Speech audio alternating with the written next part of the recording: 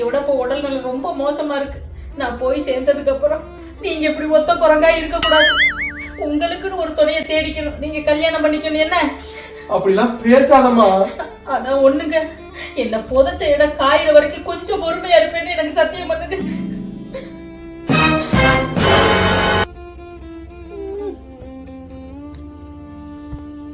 தள்ளுங்கப்பா, ஸ்கூலுக்கு நேட்டாச்சு. ஏய் என்ன பண்ற? அம்மா சாகிறதுக்கு முன்னாடி என் ஆயுசு இருக்கிற வரைக்கும் அம்மா சமைதிய காய விடாம தண்ணி ஊத்த சொன்னாங்க. வந்து தண்ணி ஊத்திக்கிட்டு இருக்கேன். தள்ளுங்கப்பா.